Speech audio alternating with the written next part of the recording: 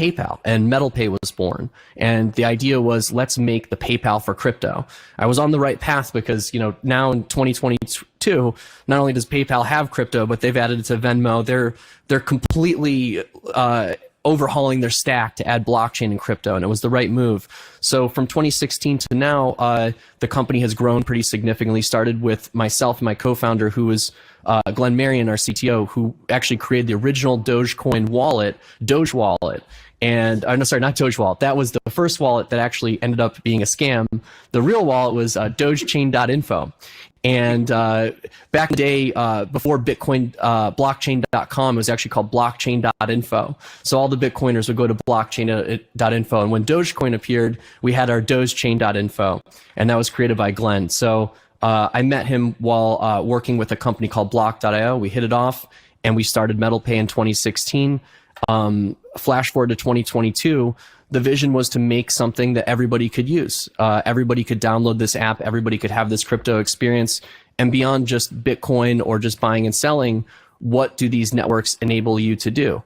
NFTs, smart contracts, financial transactions. It's not just speculating on crypto. So that was kind of the vision. And as we grow, we are pursuing a U.S. bank charter, a de novo bank charter.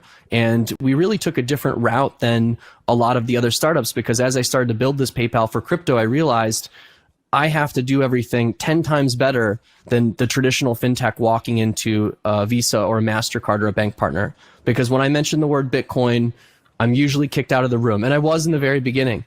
As I built a compliance program, as I built a team and brought in executives from Visa and MasterCard and from Bank of America and BNY Mellon and top financial institutions, we built the right programs, and we really built a compliant operating system. And that has allowed us to survive and grow. And I think that... So BNY Mellon, remember, those guys are connected to XRP, okay? So he's saying he realized he had to be compliant. He kind of had to pay tribute, if you know that term. He realized he had to get certain people. He had to be compliant in every sense of the way, right? Especially if you're entering into the payment space. Let's continue.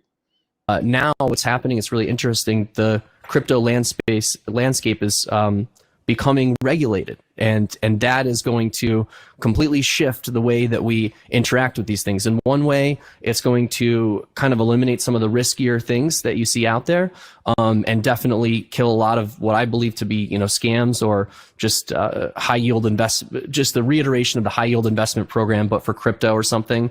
I'd like to see that go away, and we're going to see all the top banks integrating crypto. This year alone, I think New York Dig's bringing on something like 200 banks. So this is becoming a mainstream thing. So very interesting that he said we're going to see banks integrate crypto. It's almost like he knew, right? Because this is from 2022, okay? Very, very interesting. Now that we're here in 2025, we're literally kind of on the doorstep of banks integrating, truly integrating crypto. We have, crypto balls going on at the White House. We have the president launching his own meme coin. We have, again, beef bourguignon meetings with Trump and XRP. We have, different cryptocurrencies being compliant, different payment cryptos being compliant, like a Telcoin, right? Metal has done that as well in their own way, because you can see here from 2022, here in 2023 with that article I showed you, they're now a FedNow service provider. Okay, so they've worked themselves to that compliance, to that US compliance, and you can actually get a MetalPay wallet on your phone and buy Metal and buy XRP or XPR. So again, let's listen to Marshall Hayner again, but this is on his own website, Fair Use. um, Ma- metallicus. So who here? Let's just skip a little forward a little bit.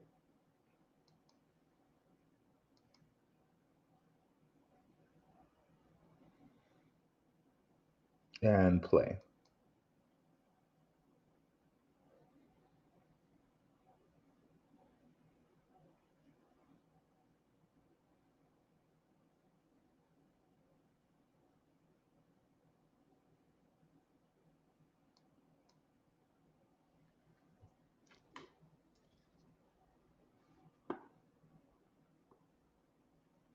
In that he says, well, my bank doesn't like it. And I said, good news, because we are building a banking platform for you that interacts with cryptocurrency, that integrates it into your bank account, and essentially, I don't know if we can get this video working here.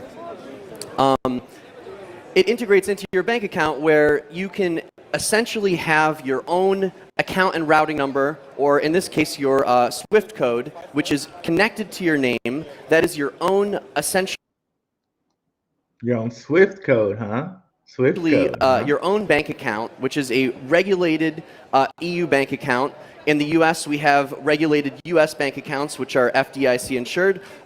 In Europe, essentially the equivalent of that. And you have the interaction with over 70 different cryptocurrencies. One of the things that's really interesting is that we're in the very early stages of crypto.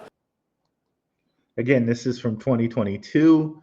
So again, he's gone on from this point to be a FedNow service provider, and to be even a Circle partner. Okay, so XPR has gone on to do a lot of things, but I think this interview is, because some of the things he's going to say in this interview are all things that I think are very important for the cryptocurrency space and for the payment space itself. So let's listen. So we don't really have much beyond just simple price exposure. Most people are looking at crypto as an investment, but it really is so much more than that. The potential for crypto and Web3 is to create decentralized communities and to essentially take from the web what we used to have was a kind of centralized control in what they call Web 2, which is where we're interacting with different platforms. Web 1 was read-only, Web 2 is interact, like social media and things like that. And Web 3 is the interaction where you start to become an owner. You start to become basically a director in a protocol. So in the future, when So again, Web3 is creating these kind of decentralized communities. You can say that, right? In one way, right? And the shout out to the Telegram, right? We have our own little decentralized community here, where instead of taking the crypto world on alone, we're taking on the crypto world together in the Blackrue Investing community, right? This is completely free for now, but this would be an example of what Marshall's talking about there, right? And people will have different decentralized communities like this. Maybe some of them, like maybe they create a crypto coin. I don't know. we talked about that a little bit in our little community here, but the point of it is, you can have your own decentralized communities that are connecting into these larger crypto banking communities.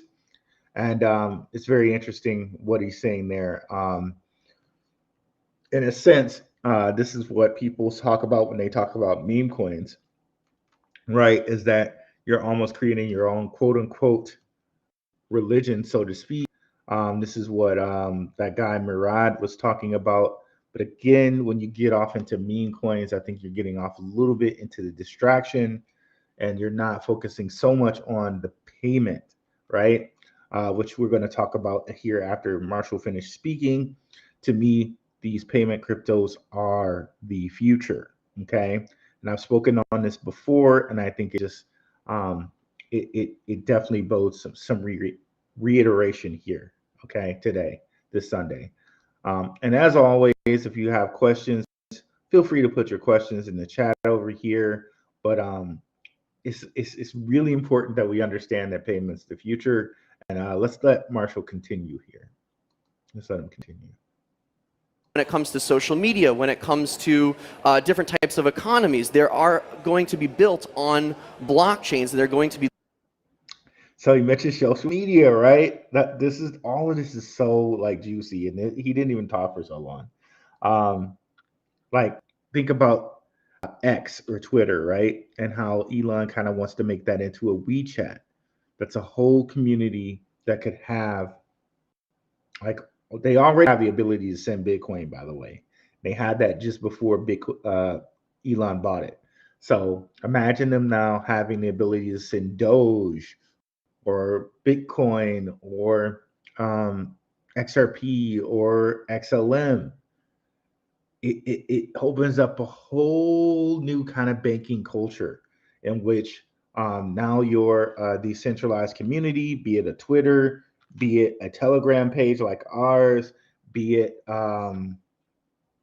something like a Facebook page or your Facebook community, now like chatting, sending like remittance payments or like, tips and all of that. It's all one thing. It's all one app. It's all everything, right? But let's continue. To become basically a director in a protocol. So in the future, when it comes to social media, when it comes to different types of economies, they are going to be built on blockchains. They're going to be leveraging this technology to, oh, here we go. We're in here. We're going to be leveraging this technology to empower people to become a creator in that. So what's so interesting about that is that in the past, we kind of just relied on this centralized control. Facebook, YouTube, Twitter, they tell us, what our reality is in social media. But in Web3, we get to have a big say in that. And